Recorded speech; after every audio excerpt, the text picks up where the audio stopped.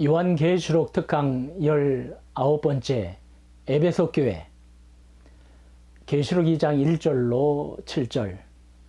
에베소 교회 사자에게 편지하라. 오른손에 있는 7별을 붙잡고 7 금 촛대 사이를 거리시는 이가 이르시되, 내가 내 행위와 수고와 내 인내를 알고 또 악한 자들을 용납하지 아니한 것과 자칭 사도라 하되 아닌 자들을 시험하여 그의 거짓된 것을 내가 드러낸 것과 또 내가 참고 내 이름을 위하여 견디고 게으르지 아니한 것을 아노라.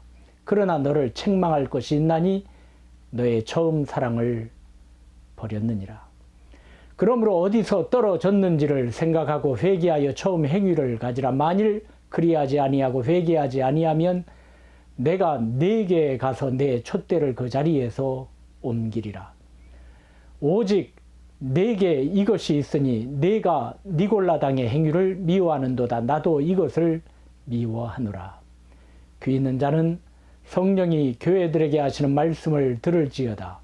이기는 그에게는 내가 하나님의 낙원에 있는 생명나무의 열매를 주어 먹게 하리라.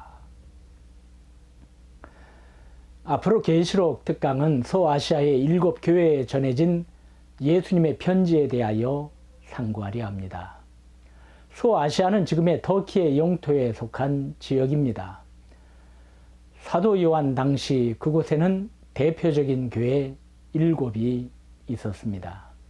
에베소 교회, 서머나 교회, 버가모 교회, 두아디라 교회, 사대 교회, 빌라델비아 교회, 라오디게아 교회입니다. 사도 요한이 반모라는 돌섬에 유배되어 복음을 위하여 고난당할 때 예수님께서는 나팔 소리 같은 큰 음성으로 말씀하셨습니다. 내가 보는 것을 두루마리에 써서 에베소, 서머나, 버가모, 두아디라, 사대, 빌라델비아, 라오디게아 등 7 교회에 보내라. 이 음성은 주일날에 들렸습니다.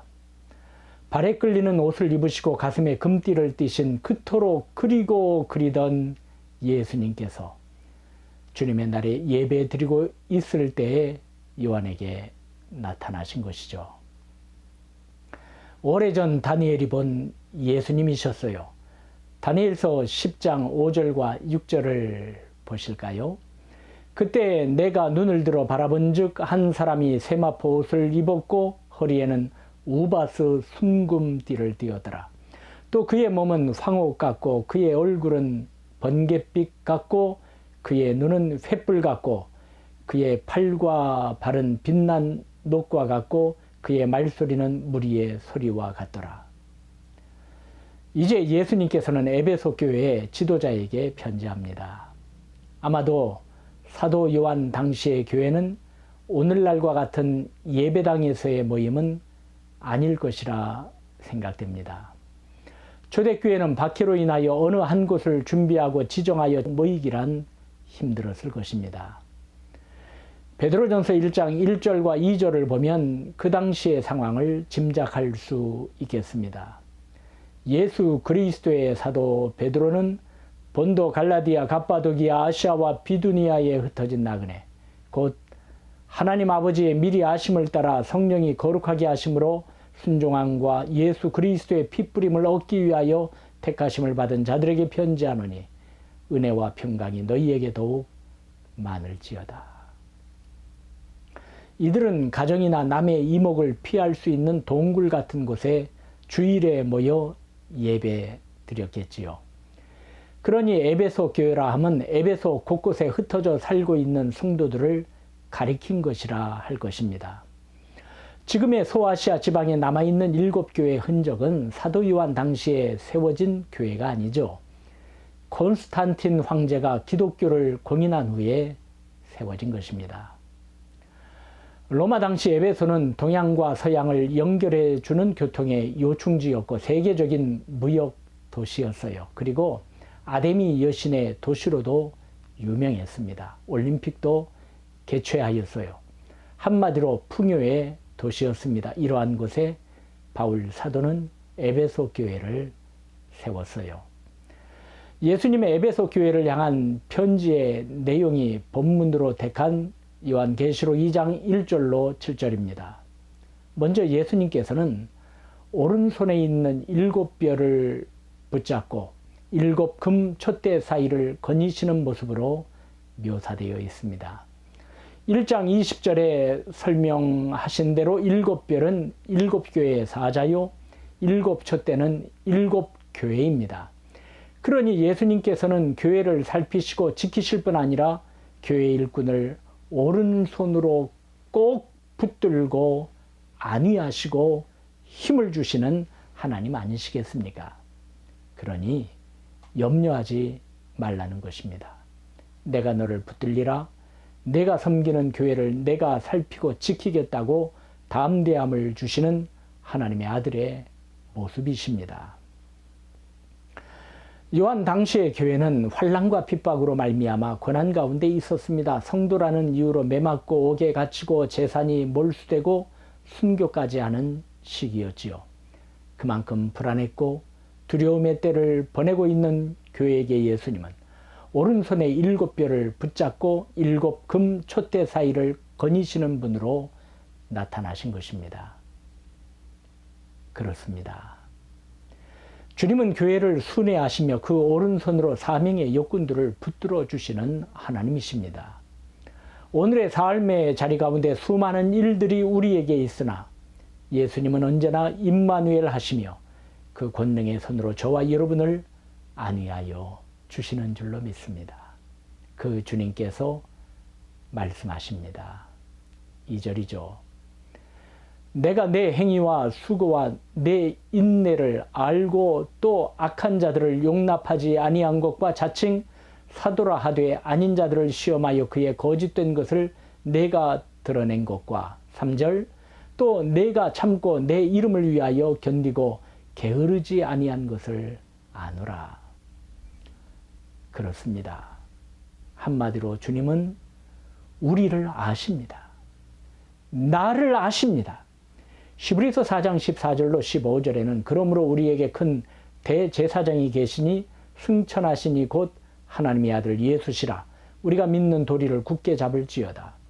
우리에게 있는 대제사장은 우리의 연약함을 동정하지 못하실 리가 아니요 모든 일에 우리와 똑같이 시험을 받으시니로되 죄는 없으시니라고 하셨습니다. 예수님은 우리의 연약함을 다 아시는 분이시라는 것입니다. 내 이름을 아시고 내 한숨을 아시고 내 눈물을 아시고 내 슬픔을 아시고 나의 모든 것을 다 아시고 그러시기에 우리를 도우실 수 있는 대제사장이십니다. 내가 상한 갈대라는 것, 꺼져가는 등불이라는 것을 아시고 도우시사 백향목으로 횃불로 만드실 우리의 구원자 예수님이십니다. 주님은 에베소 교회에게 선한 일을 많이 한 것, 주님을 위한 수고와 인내를 아실 뿐만 아니라 죄와 싸운 것, 거짓 사도를 가려낸 것, 그리고 주님을 위한 고난을 견디고 낙심하지 않은 것을 다 알고 있다고 하셨어요. 얼마나 위로가 되겠습니까? 나를 알아주시는 하나님이 나를 붙잡으시고 나를 감찰하시고 계시니 말입니다. 에베소 교회는 악과 이단과의 싸움에 물러서지 아니하고 전진한 교회였습니다. 승리한 교회였죠. 6절의 말씀과 같이 에베소 교회는 방종과 음행에 빠진 이단 니골라당의 행위를 미워한 교회였습니다. 고린도전서 15장 57절과 58절에는 우리 주 예수 그리스도로 말미암아 우리에게 승리를 주시는 하나님께 감사하노니 그러므로 내 사랑하는 형제들아 견실하며 흔들리지 말고 항상 주의 일에 더욱 힘쓰는 자들이 되라. 이는 너희 수고가 주 안에서 헛되지 않은 줄 알미라고 하셨습니다. 왜 우리의 수고가 헛되지 않는다는 겁니까? 주님이 우리의 수고를 아시기 때문입니다. 잊지 아니하시고 기억하시기 때문입니다. 에베소 교회는 선한 일을 많이 하였으며 주님을 위한 수고를 달게 감당하였으며 악한 것과 이단과의 싸움에 뒷걸음치지 아니하고 전진한 십자가의 군병들이었던 것입니다. 어때요? 훌륭한 교회 아닙니까? 하지만 예수님은 에베소 교회의 칭찬과 격려뿐 아니라 더욱 성장시키시기 위하여 책망을 하나 하셨습니다. 4절이네요. 그러나 너를 책망할 것이 있나니 너의 처음 사랑을 버렸느니라. 에베소 교회는 수고한 교회였고 인내한 교회였고 악한 자들을 용납하지 아니하였고 거짓 사도의 정체를 드러내었고 참고 견디고 게으르지 아니한 모범된 교회였습니다. 하지만 이러한 가운데 힘이 들어 지친 것이죠. 수많은 박해로 인하여 고단했고 끝없는 이단의 공격을 막다 보니 기진한 것입니다. 애써 봉사하고 헌신하였으나 이것조차 형식적인 것으로 떨어져 버릴 때가 있었겠지요. 이러한 가운데 그만 사랑이 식어지고 메말라 버리고 말았어요. 악한 것들로 인하여 교회는 분쟁이 끊이지 않았고 이로 인하여 성도들은 사나워진 것입니다. 사도 바울은 고린도전서 13장 1절로 3절에 다음과 같이 썼습니다. 현대어 성경으로 받들어 읽겠어요. 나 비록 지금까지 배운 일 없는 다른 나라의 언어로 말하고 또 하늘과 땅의 모든 언어로 말하고 또 하늘과 땅의 모든 언어를 다 말할 수 있다 하더라도 사랑이 없다면 소리나는 시끄러운 꽹과리 울리는 징일 뿐. 나 비록 예언하는 은사를 받아서 장래에 일어난 일을 모두 다 알고 모든 일에 통달하였다 하더라도 사랑이 없다면 무슨 소용 있을까요? 나 비록 산을 옮길 만한 믿음이 있더라도 사랑이 없다면 무슨 소용이 있을까요? 나 비록 가진 것 모두 다 가난한 이에게 나누어 준다 하더라도 또 복음을 전하다가 화형을 당한다 하더라도 사랑이 없다면 무슨 소용 있을까요? 요한 사도는 요한일서 4장 16절로 21절에 기록하고 있습니다.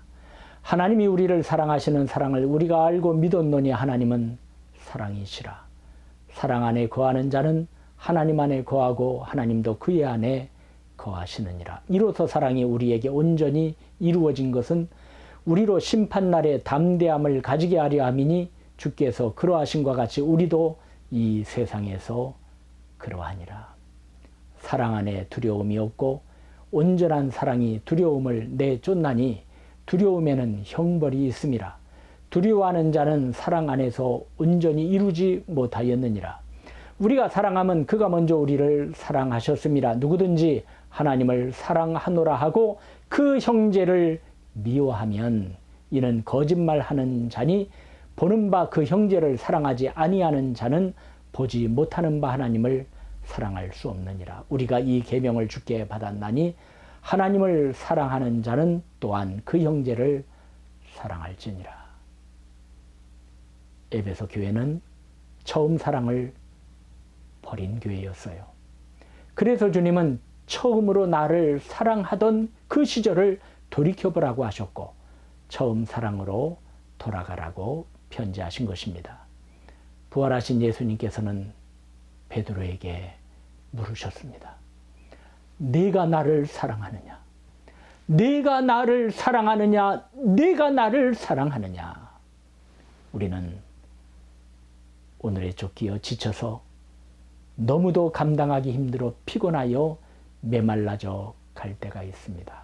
그럴 때 주님은 우리를 회복시키고자 말씀하실 것입니다. 네가 처음만큼 사랑하지 않아. 지금도 변함없으신 사랑으로 십자가의 사랑으로 죽기까지 사랑하신 그 사랑으로 우리에게 말씀하십니다. 네가 처음만큼 사랑하지 않아. 성도들이여 어디서 떨어진 것을 생각하고 회개하면 회복됩니다. 하나님께서는 우리가 하나님을 처음으로 사랑하던 그 시절을 돌이켜보아 깊이 뉘우치고 처음 사랑으로 돌아가기를 원하십니다. 5절을 보세요. 그러므로 어디서 떨어졌는지를 생각하고 회개하여 처음 행위를 가지라. 만일 그리하지 아니하고 회개하지 아니하면 내가 네게 가서 내 촛대를 그 자리에서 옮기리라. 에베소에서 교회가 없어질 것을 예언함이지요. 주님은 왜 회개하라고 하셨나요? 왜냐하면 촛대를 나에게서 옮기시지 않으려 하시기 때문입니다. 저와 여러분에게 주신 그 존귀한 사명을 거두어 가시지 않으시려 하시기 때문입니다. 그래서 마침내 생명나무의 열매를 주어 먹게 하기 위해서입니다. 7절이죠. 귀 있는 자는 성령이 교회들에게 하시는 말씀을 들을지어다. 이기는 그에게는 내가 하나님의 낙원에 있는 생명나무의 열매를 주어 먹게 하리라. 요한계시록 22장 1절로 2절도 보실까요? 또 그가 수정같이 맑은 생명수의 강을 내게 보이니 하나님과 및 어린 양의 보좌로부터 나와서 길 가운데로 흐르더라. 강 좌우에 생명나무가 있어 12가지 열매를 맺되 달마다 그 열매를 맺고 그 나무 잎사귀들은 만국을 치료하기 위하여 있더라. 우리는 그곳에서 하나님의 얼굴을 뵐 것입니다. 그곳은 저주가 없고 밤이 없고 햇빛 등불이 필요 없지요. 그 이유는 하나님께서 우리를 비추시기 때문입니다. 하나님의 자녀들, 성도들은 하나님과 어린 양의 보좌가 있는 그곳에서 하나님을 섬길 것이며 거기서 영원토록 왕처럼 살 것임을 성경은 말씀하고 있습니다. 우리 모두는 예수님께서 에베소 교회에게 주신 말씀을 마음에 새기고 나를 아시는 주님을 믿는 믿음으로 세상을 이기며 승리할 것입니다. 사랑이신 하나님께서 이 모든 것을 이루실 것입니다.